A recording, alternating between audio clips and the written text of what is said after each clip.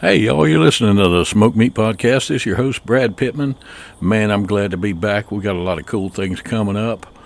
Today, I had a great pleasure. I got to interview a young man who was part of the Fox explosion in the 90s. He's been on so many different movies and he's been in Drop Zone with Wesley Snipes. He's just got so much cool stuff going on. And we're going to talk about it today. You may remember him from Parker Lewis Can't Lose. That's right, Parker Lewis himself, Mr. Corin Nemec. So y'all kick back, relax, and just enjoy. Share this thing out. Subscribe. Let's get to talking. You doing all right I'm today? doing very well, thank you, sir. It's great to have Out, great to have this opportunity to chat with you. I'm doing out, excellent. outstanding, man, outstanding. Yeah, I've been a fan for a long time, man. I remember, seeing Parker Lewis, and I'm like, what the hell is this? And it just awesome. I love that show. Well, thank Uh, you very much. Appreciate it. yeah, yeah, that must have felt pretty cool to be part of like Fox exploding, and then all of a sudden, boom, here I am, and I'm helping make that happen. That's pretty damn cool. It was a great time to be, to be on Fox. It was also just a great time in general to be on network television. Things were a lot simpler back then. It was there was a lot less platforms and such to be streaming on. Obviously, you had your cable stations and all of that, but those were such a peculiar uh, place to go and watch stuff. In fact, most of the cable stations back then at that time didn't even have original series that they were doing.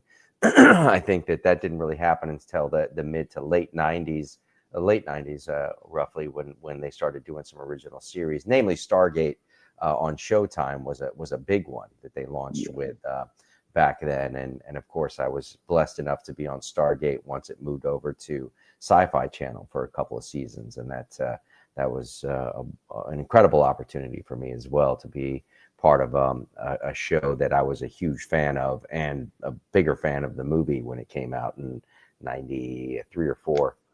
oh yeah, yeah. I remember that show at the Jam Up show. I love the movie. Um, but yeah, I'm a kid of the 70s, and I love that time, the 70s, 80s, and 90s because things were simpler. Everybody wasn't woke. If you said the wrong thing, you didn't have to worry about no one ever listening to you again and being the devil. And That's hell, very look at true. Married with Children, the shit they did, man. Holy crap.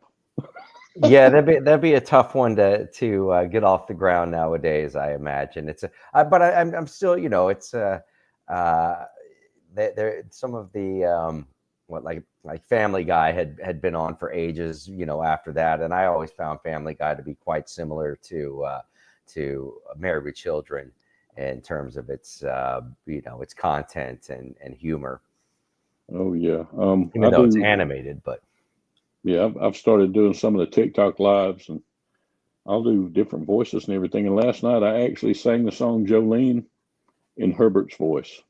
Oh, Lord have Hmm. mercy. That That's must right. have gone. I've been told I do a pretty good Herbert sometimes if I try hard enough. Hmm. That's terrifying. And oh, it is. It's You too should have good. heard the song. Oh my God, I won't sing it to you because I'll tear your throat up. But man, it was great. It was You'll be awesome. you be a scream on karaoke night. Oh man, I'll get on there some nights and sing. I've done sang as Arnold. I've sang as done a little bit of singing as Hank Hill. I tell you what, now propane that'll make you sing every time. Uh, I don't know. I just do all kind of different voices. I've done stand up before, do some characters, that kind of stuff. Oh, And that's that's great. I just love That's a making tough people gig. smile. Yeah, stand up is a tough one. I've never I've thought about it a few times, but they were fleeting thoughts. I can assure you, that's a very tough gig, and when you bomb hard. That's there's no two ways about it. Oh yeah, yeah. And anybody that says they haven't bombed is lying, or they've never been Yes. on stage. Because Well, I did. Yeah, I did do back in the day. I did host Night at the Improv when they were doing their live show, and they wrote me some really horrible stand up routine that I had to do there. That was god awful. And then actually, I also hosted a night at Rodney Dangerfield's, but I didn't have to do any comedy for that. I just came up and introduced the next comedian without having to do any shtick. But I did get to hang out with Rodney Dangerfield. oh, And also they sat me at a VIP table with Dom DeLuise for the night. So I got to spend an entire night with Dom DeLuise and Rodney Dangerfield, and that was, that was legendary. I can tell you, absolutely legendary. Man, you were elbow deep in royalty right there, man. I'm telling you, the wealth of knowledge and just experience they had, man. It was, oh man, I'd kill to be able to sit down with either one of them for 5 minutes and just pick their brain. Yeah. There's, those are some of the perks of having been in this industry for such a long amount of time. I've gotten a chance to have experiences like that, which you can't. They wouldn't have happened any other way, really. So it's truly a blessing. Having been in the industry as long as I have, since I was 12 years old professionally, it is. It's an honor and privilege to still be engaged like I am in this business, working as consistently as I do with so many projects that have recently come out and so many more projects that are set to come out over the coming year. Truly blessed. Yeah. Of course, I had to look over the IMDb and the Wikipedia before I did this. That's just, you got to. I wouldn't trust the Wikipedia much, but the IMDb is pretty standard. They do a good job of keeping things updated and being legit. Only a couple of times on IMDb has someone slipped me into a project that they had going on that I wasn't actually a part of in the development stage, when they says projects in development or pre-production or whatever, that section. There was one I was like, what is this? I have no idea. But it disappeared eventually. Yeah, I've had that happen a time or two, to where sorry about that, to where I've been on IMDb. I'm on a couple of things in there, nothing major, just it's kind of an extra or whatever. But I've seen people I know who have slid their name into it, and I'm like, really? Come on, you weren't even born when this happened.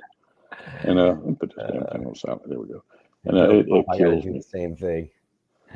But this thing never ring or never goes off. I start recording, bam, bam, bam. Really? But yeah, and one thing I did see on the Wikipedia that I had never seen before, and I wished I had, Starving. Oh, freaking amazing! I can't find it. I found one episode, and it was great. Yes, I have on my Vimeo. If you are able to find my my Vimeo page, there's I think there's maybe 6 episodes or something. We did 12 episodes total, but there's a few of them that I posted up there on the down low. And I think it's, you got to go to Vimeo and look up Corin Nemec and then find it from there.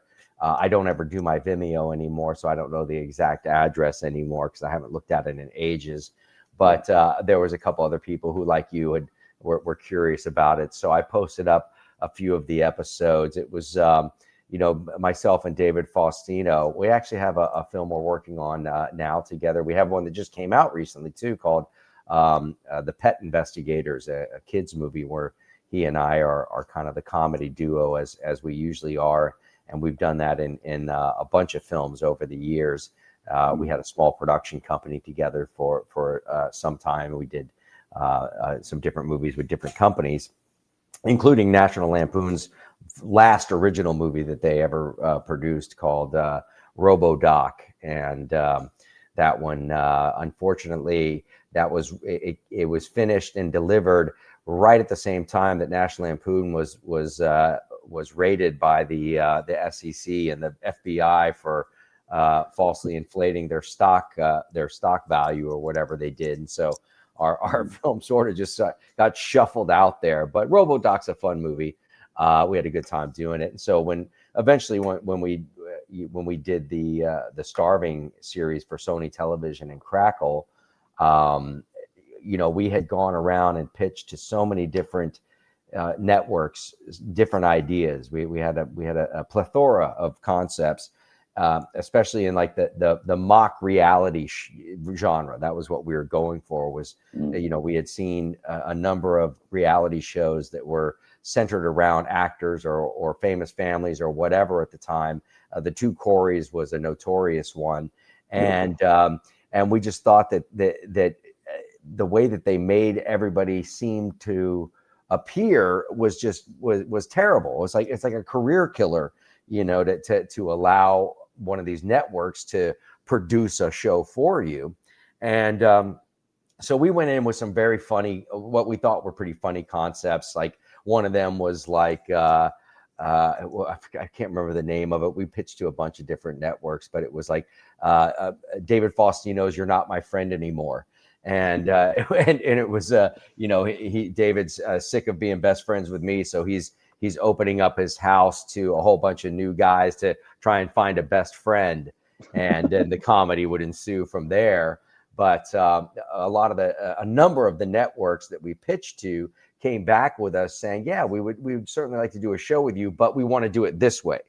And it was like always like, oh my God, this would be death for us, because we want to make fun of the genre, not actually be in the genre, and so we came up with Starving, which was like, if they want to make fools of us, then why don't we just make utter fools of ourselves to the nth degree?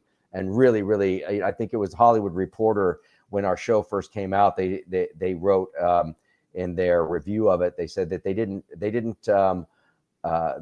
push the envelope over the edge, they shredded it. So it was we got a tremendous amount of views. Unfortunately, it was such a controversy, even for that time, even around 2009 or 10 or when it came out. We shot it around 2008, 8 or 9, but then it didn't come out until a bit later. But it was very well received by those people who loved it, and we did generate, close to 15 million views in our first couple of weeks. So as far as that goes, it was a viral success at first, but there was a lot of backlash internally from some of the executives who were just grossly offended by some of the episodes, and they ended up pulling the show, which was a real shame. And there was also some other things involved with it. We had a huge back end deal that Sony had never negotiated a platforming deal before. Sony Television hadn't, and they gave us a ridiculous percentage ownership of the show based on how many views it was going to get. But the viewership on a lot of the shows that were on Crackle at the time, like they maxed out at like, a few 100,000 views, was like a huge hit for Crackle at the time. They didn't have any shows that were into the millions of views. And so when they crunched the numbers, having a 40% ad rev share for our show didn't equal a lot of money at the time. But when our show launched to close to 15 million views in three or so weeks, it was like, we may owe these guys a hell of a lot of money. So we have to write a big check.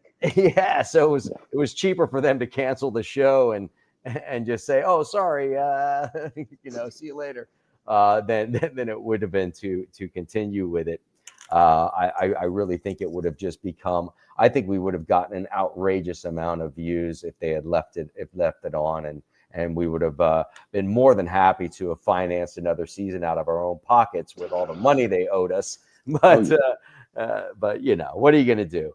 So that was an absolute blast. It was myself, David Faustino, a partner of ours, Todd Bring-A-Watt, and then Sam Cass, who was a writer-producer from Seinfeld and Curb Your Enthusiasm and shows like that.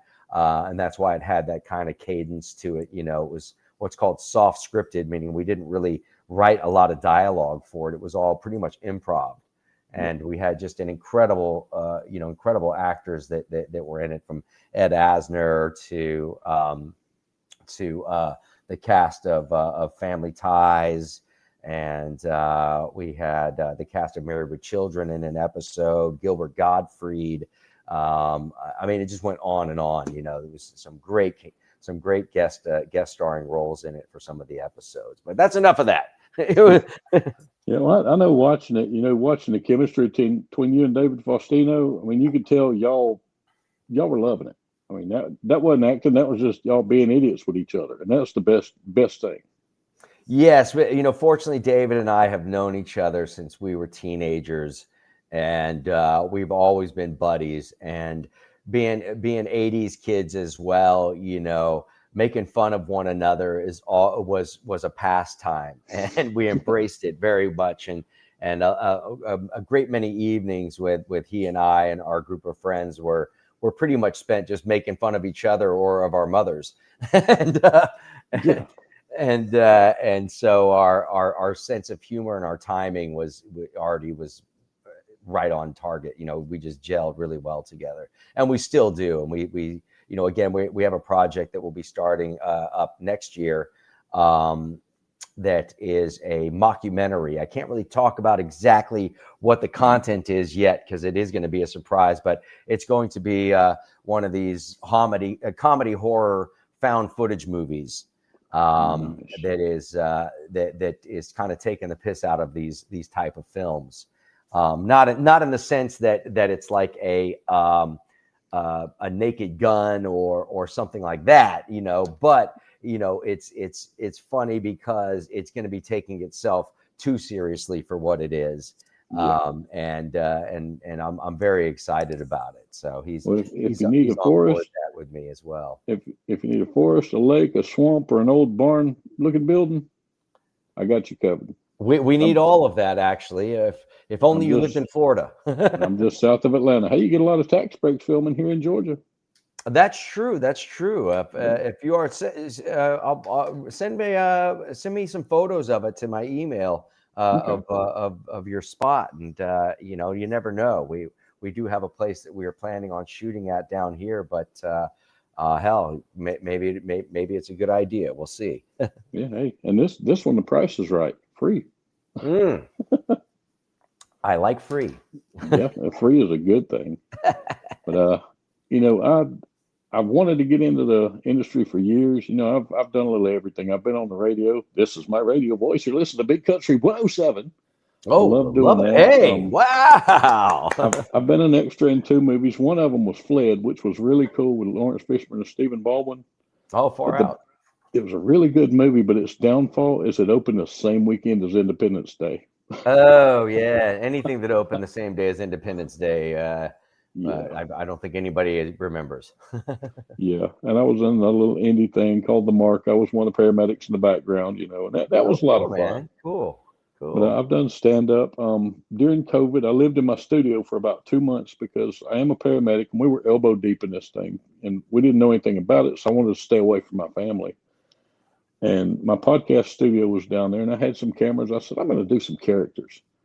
And I started filming some videos for YouTube and they're ridiculous. I've got a clown named Murray, who is the worst clown in the world. Murray just finished a bachelorette party. I'm tired. Leave me alone. But his first video, he drank about a fifth of bourbon in 10 minutes and did magic. It was great. I've done the hot challenges and all that stuff on the videos. Once again with Murray, a friend of mine sent me the white chocolate challenge. And he wanted me to read the dirty parts of 50 Shades of Grey. Have you ever read the book? No. Me neither. No, not my thing. I just Googled 50 Shades of Grey dirty parts, found paragraphs and said, cool, let's hit it. So I put on the makeup, started filming, ate the chocolate, and commenced to reading. And you've never lived until you've said this in a clown's voice. It was my own personal Christian Grey flavored popsicle. Oh, man. And, things like that and things, like they'll starve or starving, they're great. And they get traction and sometimes they just don't, for whatever reason, don't make it. And then you get people who are genuinely not even close to funny. There's no entertainment value in what they're doing, and they're millionaires and they're everywhere. And I don't understand that. Hey, I totally get it, and I think that in some respects, it's probably been a blessing for my career that I haven't become a full-fledged millionaire yet. I was damn close in the 90s, but made some very unfortunate real estate decisions that after the Northridge earthquake, I kind of lost my ass, but back in the 90s there. But that said, I think that if I had accomplished my financial dreams of several millions of dollars in the bank, I likely wouldn't even be in the industry anymore. I would just open up some kind of business outside of the industry, put my feet up and call it a day. It's having started professionally in the film business and TV industry at 12 years old, and I'm now in my early 50s. I'm well past my retirement. Yeah, I know your feeling. I've been a paramedic for 35 years. I'll be 54 tomorrow, and I'm ready to be done with it. I've got to have shoulder surgery. I wish I had a really cool story to tell how I did it. Like I was battling off 10 people to save a baby or something like that. But I came home about 3 weeks ago and laid down and rolled out of bed and just shredded everything in this shoulder. So now I have to have surgery. But I'm looking for an exit. Talk about waking up on the wrong side of the bed, right? Oh man, it was ugly. Wow, you're gonna have to get one of those Tempur-Pedic, whatever. You have to get one of those ones that rises up on its own, so that you can just sort of shift over and stand up and be done with it. Yeah, my partner's already threatening to buy me bed rails. Yeah. Funny. But no, I'm on an exit strategy. It's time for something else. I'm going to take this time. I've started the podcast back. It's been a while since I've done an episode, but I'm still charting, and that's really cool. Yeah, I'm actually still in the charts here in America and Australia. Still in the top 5% of all shows globally. But I want to do this. I want to start doing some voiceover and maybe some audiobooks, stuff like that. And I think it'll just be a different chapter in life because I've done my part. I'm just tired. I dig it, man. If I didn't love what I do so much, I probably would have changed gears a while back myself. But I have a great passion for acting, writing, producing. I'll be directing this mockumentary that we're doing next year as well. And there's, as tough as this industry can be, once I finally get either cast in a project that I'm not producing or whatever, or once I finally get a project of my own off the ground, when I get on set, it's like my home away from home. There's almost nowhere in the world that I feel more comfortable and more at peace than when I'm on a movie set, because I've been on a movie set for well over half my life now, and it's just there's something very therapeutic about it for me. It's perplexing. It's anybody that's never been on one. I've only been on two, and only one of them was major. But it's a different world. I don't have to describe it to you because I mean, Here I am in the middle of Covington, Georgia, in a field, and as medics on set, we didn't eat with the regular crew in the big giant tent with the hockey puck hamburgers and hot dogs. I stood in the middle of a big old field waiting on them to perfectly cook my ribeye while I was eating tiger prawns. Ooh, and it was just so strange. There you go. It was the strangest thing, but it was so cool. Lawrence Fishburne still owes me a pack of cigarettes. Oh, I bet he does. He can afford it. He can afford to give you a pack of cigarettes. Yeah, but it was funny. He couldn't carry anything in his jumpsuit. He's a prisoner, and he ain't able to carry anything between takes. He knew I smoked, and he'd walk up and say, "Hey, man, let me bum a square." I'm like, what am I going to do? Tell him no? No, you don't. Yes, that's one of the other really fun aspects of this industry is the people you get to meet and hang out with and have a chat with and spend time with. There's, I've had the opportunity over the years to work with some absolute legends, Donald Sutherland and Jack Palance, Charlton Heston, even Peter Boyle, Ray Liotta, Dennis Leary, Danny Glover, Jeff Bridges, of course, and Martin Landau. And I mean, the list goes on and on. And then just not to mention the cast that was in Stephen King's the original miniseries, The Stand, back in the 90s that, Oh that man, I played such a wonderful pivotal character. And I mean, what a cast, in that. Gary Sinise and Laura San Giacomo, I got to work with them intensively. And Molly Ringwald, of course, is a blast, and she's iconic from back in the day too. And Rob Lowe and just, I mean, the rest of the cast, just incredible. So it's and just, you killed Harold in that, man. You nailed him. well, Nadine killed Harold in that. Flag killed Harold in that, but I had a good time playing the part. Yeah, you nailed that part. It was, as a matter of fact, I watched it about 3 weeks ago. Didn't even know I forgot I had actually sent you the message then. But I think besides that one, my other favorite thing you've been in so far, besides that and Parker, is I enjoyed Drop Zone. Yeah, Drop Zone was a lot of fun. Working with Wesley Snipes on that. Me and Wesley actually became quite close during the shooting of that, and for some years afterwards, until I pretty much moved out of Los Angeles. I didn't move out permanently, but I bought a house in Texas in the early or late 90s, and I was raised. I had two kids with my ex-wife, and both of them were raised in Texas, because I growing up in Los Angeles in the film business and in the school system out there. It just, I didn't want to put my kids through that. I was like, let me give them a fighting chance to have some normalcy. And so we raised them very successfully in Texas. Both of them are doing great.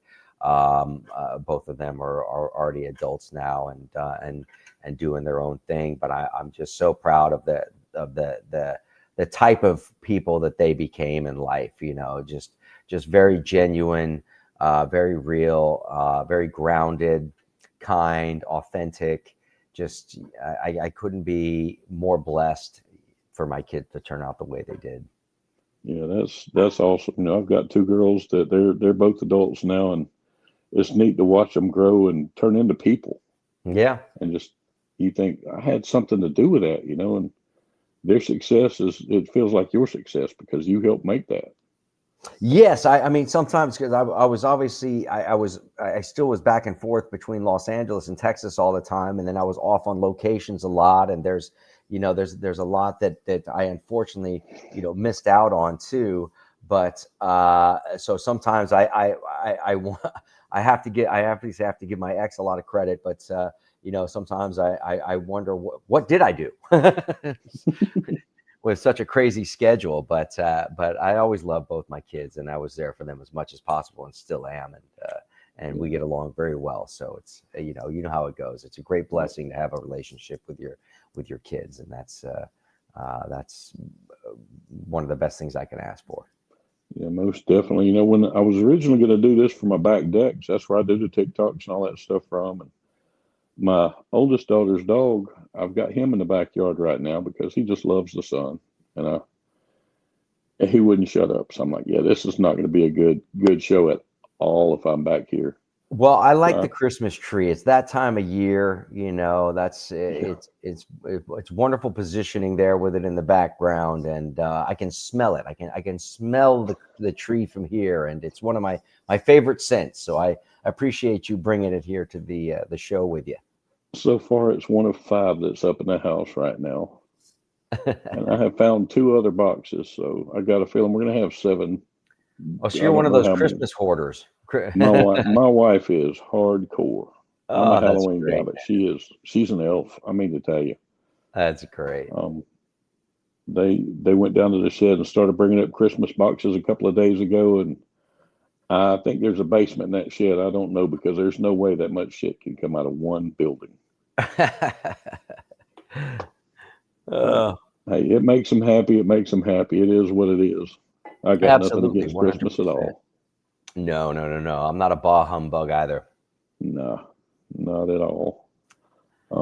If I were able to work this Christmas, every year I try and go in that morning so that people who do have kids can get off early and go, see them do Santa Claus, or they can be off with their families and all.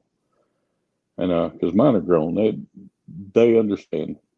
But and I'm just because of the shoulder, I'm not going to be able to this year, and that kind of sucks. But yeah, it's just my time to be off for Christmas, I guess. That's right. Milk it. Enjoy it. Yes. Yep. It's wonderful.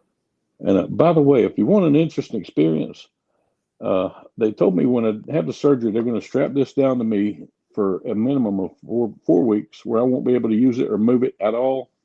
Try just using your strong hand on everything. It's an eye opener. You don't realize how much you use your weak side. Yeah. I wear cowboy boots everywhere. I wear jeans, and I'm gonna have to figure out a way to not wear my cowboy boots because try putting on socks with one hand. Yeah, it can't be done. No, it can't be done. No. Well, I mean, it could, but it's going to take some time. And you have to be very limber. Yeah, limber. That ship sailed years ago. And try putting on a belt with one hand. Try buckling that. That's not going to happen. So for the next 2 months, pretty much after the surgery, I'm going to be the old man with the Crocs and the elastic sweatpants. Oh, and no, even worse. Do not go to Walmart like that, all right? Oh, man. Oh, I'd be dressed as a king in Walmart here. I'm in Georgia, man. Well, I was going to say, you would just blend in to be like a parade of sweatpants and Crocs. Yeah. Oh, it gets worse because I'm not going to be able to get anything out of my left pocket. I have to either get a cell phone case. Well, I got to get a case for my phone. It'll hang on my belt anyway. Yeehaw. And a freaking fanny pack. I'm not looking forward to it at all. That's not me. This is me. Yes, totally. Oh, man. But it is what it is. My wing will be better and I'll get back to normal. Totally. But yeah, I'm so happy you've been on here today, man. I'm having a blast. I tell everybody this isn't a normal show. I try not to ask everything you've been asked a million times because that gets boring. Oh yeah, no. Just having a casual conversation is lovely, as far as excuse me, as far as some of the stuff that I have coming out, my gosh, I just had a very interesting short film come out called Color House. It's about trafficking that turned out really well. Very interesting film. I don't know when they're going to release it online. Right now, they're just going to a bunch of film festivals with it. But there is, there's a great movie called Myra that's coming out that my buddy Robert Frazier directed, and I have one of the films I wrote with him right now currently. But Myra is an action adventure film, and he also directed another film I was in that came out recently called Day Labor. And that's a really cool thriller that just came out. And then I have a film called Kill Trip that will be coming out fairly soon. That's also a thriller that we shot down in Texas not that long ago. A wonderful film, actually. I'm very excited about it. And another film called Buster Brooks, which I'm not sure what's going to happen necessarily with that. I haven't heard much about it. But I just signed on for another film I'm going to be shooting in Colorado next year called Dark Horse that I'm excited about. And there's another film that'll be coming out soon called Hate Thyself that I'm in with Stilio Savante, who's also in Kill Trip with me. Great actor. My goodness, again, like I said, Pet Investigators just came out. A great comedy. For kids, if anybody out there has kids and you want to see a fun movie, check out Pet Investigators. And more recently, some of the films that came out that I'm in as Joe Baby with Ron Perlman and Harvey Keitel. I Feel Fine. It's a very dramatic piece that's about a family that's dealing with a child who's got suicidal tendencies. It's a very tragic film, actually, but it's very well done and a deeply moving film. One that I wrote, produced, and acted in called Deadly Justice is available. It came out about a year and change ago. And Place of Bones is one that I'm extremely excited about. That is a film I did with Heather Graham and Tom Hopper. it's a Western that is also a thriller, and it turned out extremely well. We had Quentin Tarantino's cinematographer for a lot of his early films shot it, and it turned out absolutely fantastic. And there's a number of other films that that I could go on about, but that's kind of the gist right now of what's been happening with me. And then this film I'll be shooting with David Faustino early next year. So there's quite it's been busy. And then lastly a new TV series called Heavy Hitters that I did 3 episodes in season 2 of, and should hopefully be doing more episodes in season 3 when they start up on that. None of the seasons have aired yet, but it's a series about baseball and kind of like what goes on for young players who are trying to get into the major leagues, and we have the MLB backing, so we're using real team names and logos and all of that stuff. So it's not like a fictional world necessarily. Nice. And that definitely helps with it, and I'm excited about that. I'm not sure when that will be airing or not, but keep a lookout for it. Definitely will, man. You've been busy. Yeah, totally. Phew, Lord, you do need a break. But yeah, I tell everybody that this show is basically me. A bunch of people listening to me make friends, and I feel like I've made a pretty good one today. Yes, sir, you have. Definitely. And man, I appreciate the hell out of you coming on. Yeah, you bet. It's my pleasure. And if anybody else out there wants to keep track of us, obviously they know your social media stuff, but they can find me at the letter I and the letter M, and then my name, Corin Nemec. So I'm Corin Nemec, and that's on X and Instagram and Twitter and all the things. So welcome to follow me over there. I also have a YouTube channel, Corin Nemec TV. I haven't updated it in a long time, but there's a bunch of stuff on there that I've posted over the years, and that's kind of fun to scroll through. But other than that, the social media thing, I kind of keep track of it, not as well as I probably could, but you can track me down out there if you're interested. Oh yeah, most definitely.